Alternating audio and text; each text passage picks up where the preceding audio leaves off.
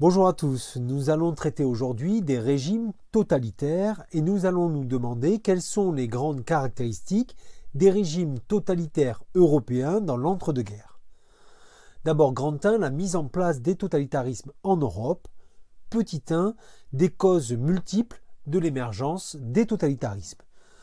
En effet, cette émergence des régimes nouveaux que sont les régimes totalitaires lorsqu'ils apparaissent dans l'entre-deux-guerres ne peut pas être ramenée à une cause unique, il y a un faisceau de causes qui expliquent la création de ces régimes.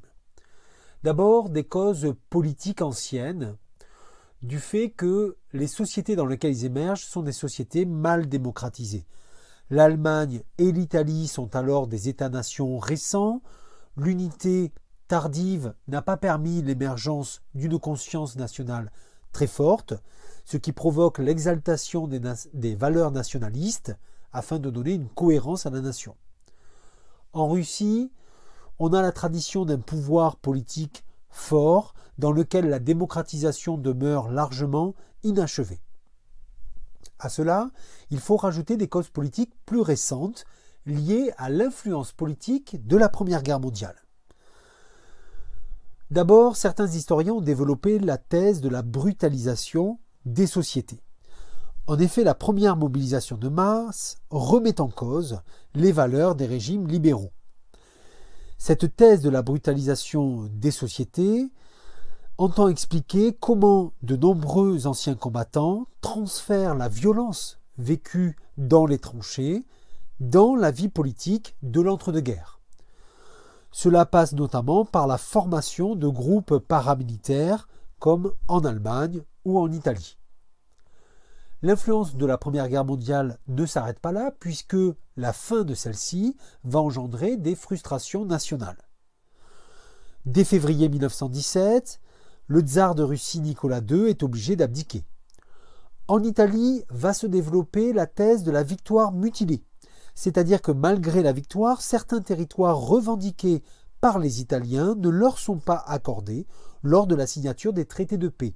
On peut citer par exemple la Dalmatie, ce qui entretient une agitation nationaliste. En Allemagne se développe la thèse du diktat, c'est-à-dire l'idée que le traité de Versailles, signé sans la présence allemande, et qui la rend responsable du déclenchement de la guerre, est une faiblesse de la jeune République allemande, que l'on appelle la République de Weimar, et que donc la démocratie est responsable de ce diktat. D'autres causes sont aussi à relever. Les fragilités économiques de ces pays sont de cela. En effet, ces pays sont victimes d'une crise de reconversion après le premier conflit mondial. En Italie, le pays vit mal la reconversion de l'économie de guerre au difficile retour à l'économie civile, ce qui provoque un fort taux de chômage et donc une agitation sociale et politique très forte.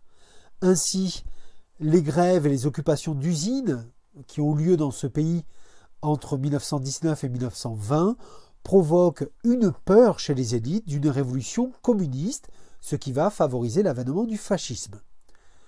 Crise de reconversion aussi en Allemagne. À partir de 1923, le pays connaît une très forte inflation, c'est-à-dire une très forte augmentation des prix, ce qui amène à la ruine des épargnants et des salariés. De même, ces deux pays sont touchés par la crise de 29 et la crise qui se prolonge dans les années 30, ce qui relance l'agitation sociale et l'agitation politique. Petit 2, la conquête du pouvoir et l'instauration des dictatures politiques. En Russie d'abord, en octobre 1917, le parti bolchevique, mené par Lénine, s'empare du pouvoir en chassant le gouvernement provisoire qui avait été mis en place après l'abdication du tsar.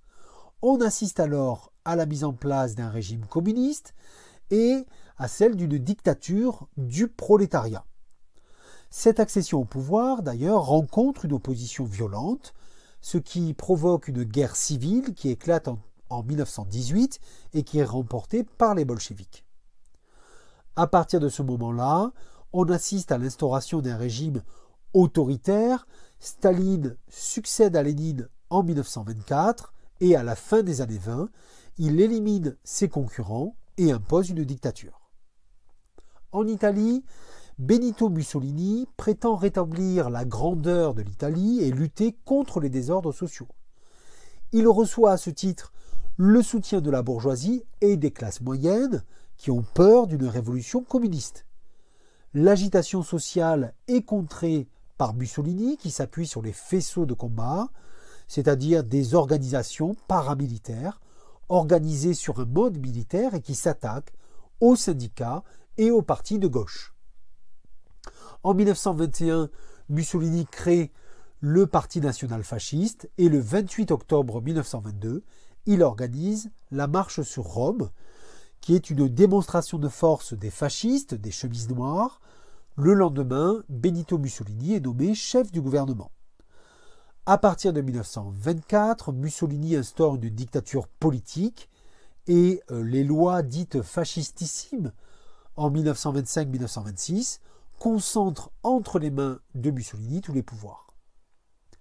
En Allemagne, à partir de 1923, Hitler, qui dirige le NSDAP depuis 1921, tente un putsch en Bavière. Il est arrêté, c'est un échec, il est emprisonné, et c'est après cette expérience qu'il va prendre pour objectif de prendre le pouvoir de manière légale, par les élections. Mais parallèlement à ça, il crée tout de même des groupes paramilitaires, notamment les SA, pour s'opposer par la violence à ses adversaires politiques. La crise économique des années 30 accroît l'audience du parti nazi et en 1932, le NSDAP remporte les élections législatives. Il n'a pas la majorité au Parlement, mais le 30 janvier 1933, Hindenburg, président de la République, fait de Hitler son chef du gouvernement. Il le nomme chancelier. À partir de là, la transition vers la dictature est très rapide. Dans la nuit du 27 février 1933, le Reichstag, c'est-à-dire le siège du Parlement allemand, est incendié. Cet acte criminel sert de prétexte pour interdire le Parti communiste et limiter ainsi les libertés.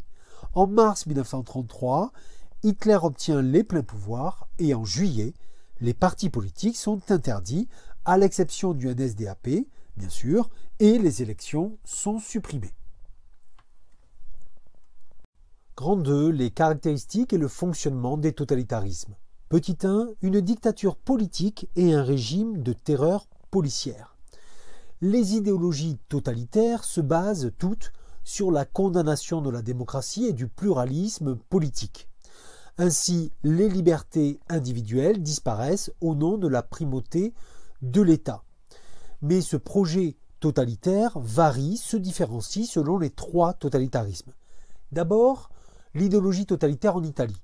Celle-ci est basée sur la primauté de l'État et donc sur l'exaltation nationaliste. En effet, la primauté de la nation sur l'individu ainsi que l'existence d'un État tout-puissant deviennent le fondement de ce totalitarisme. D'ailleurs, cette exaltation nationalisme passe par un expansionnisme, notamment en Méditerranée. C'est l'invasion de l'Éthiopie par l'Italie en 1936. En Allemagne, l'idéologie totalitaire est avant tout basée sur le racisme biologique. En effet, cette doctrine nazie est fixée en 1925 dans Mein Kampf, le livre écrit par Hitler en prison après le putsch de la brasserie. Or, ce livre est articulé autour de l'idée majeure selon laquelle le monde s'organise sur l'inégalité des races. La race germanique occupant une supériorité du fait de sa supposée pureté du sang. Et ce racisme biologique va déterminer une véritable discrimination, une véritable ségrégation qui va frapper les ennemis du peuple et les juifs en particulier. Ainsi, en 1935, les lois de Nuremberg établissent une ségrégation forte entre les Allemands dits de souche et les Juifs, en interdisant à ces derniers certains emplois, voire en légiférant sur les relations intimes entre les individus. Ces lois de Nuremberg ouvrent une période de violence. Ainsi, le 9 et 10 novembre 1938, durant la nuit de cristal, des synagogues et des magasins juifs sont incendiés et les premières arrestations de juifs aboutissent à une déportation dans les camps de concentration. En URSS, le projet totalitaire est différent. Il est basé sur la construction du socialisme soviétique et Staline se fixe comme objectif la construction d'une société sans classe, au profit quand même de la classe prolétaire, c'est-à-dire à la fois des paysans comme des ouvriers. Or, dans cette société qui se veut totalement unique, homogène, eh bien, on va déterminer un ennemi et cet ennemi va être peu à peu exclu du système soviétique par un système de répression violente. C'est le cas de la classe bourgeoise ou c'est le cas même des paysans riches, les koulaks, ces ennemis étant déportés et envoyés dans les camps de travail du goulag. Cette idéologie totalitaire s'appuie dans les trois pays sur le culte du chef dans un parti unique. En effet, cette idéologie totalitaire est mise en œuvre par un chef qui doit être incontesté. Le nouvel État totalitaire s'incarne alors dans un modèle, un chef dit charismatique. Mussolini, Hitler, Staline sont considérés comme des chefs infaillibles. Ils reçoivent des surnoms ou des noms en conséquence, le Duce en Italie, le Führer en Allemagne, le guide, et le père des peuples en URSS. Cette nouvelle place du chef dans le régime s'accompagne d'un culte de la personnalité qui utilise tous les moyens médiatiques du XXe siècle. Il s'agit donc d'une propagande très massive qui utilise avant tout l'éducation, les médias, l'art bien sûr, ou les arts, et on retrouve cette propagande dans la vie quotidienne. De même, la dictature politique est possible car le parti est désormais unique. Il s'agit de partis de masse, c'est-à-dire qui rassemblent de très nombreux adhérents et qui devient la clé de voûte du système totalitaire, notamment en contrôlant les activités de la population. Dans ce cadre, le chef doit seul être au pouvoir et il élimine alors ses adversaires politiques, comme le montrent les grandes purges entreprises par Staline en 1937-1938. De même, cette idéologie totalitaire s'accompagne de la mise en place d'une terreur policière, puisque le régime totalitaire désigne un ennemi qui devient alors le bouc émissaire qui est la cause de tous les maux. Et dans les trois pays, le régime de terreur se met en place par une répression mise en œuvre par la police politique, le NKVD en URSS, la Gestapo en Allemagne et l'OVRA en Italie. Petit 2, l'encadrement de la population et de l'économie dans les totalitarismes. En effet, dans les trois totalitarismes, l'encadrement de la société est prioritaire, puisqu'il doit aboutir à ce qu'on appelle la formation, la création d'un homme nouveau, un homme idéal, entre guillemets, qui prend d'ailleurs modèle sur l'art antique, qui exalte la pratique sportive et le corps. Mais cette théorie, cette idéologie de l'homme nouveau s'appuie sur l'éducation et sur l'encadrement massif de la population. En effet, pour mener à bien ce projet totalitaire, la population est insérée dans différents groupes ou associations. Ça commence par la jeunesse, qui est en premier lieu concernée par un véritable embrigadement. Les associations de jeunesse dans les trois pays encadrent l'école, encadrent plus largement l'éducation, les loisirs. Ce sont en URSS les Komsomols, en Italie les fils de la Louve ou les Balilias de 8 à 12 ans, et puis en Allemagne, les jeunesses hitlériennes, les Hitlerjugend, qui sont créées dès 1931, avant la prise du pouvoir, et qui deviennent obligatoires à partir de 1938. Mais il ne faut pas oublier que dans ces totalitarismes, les adultes sont également encadrés.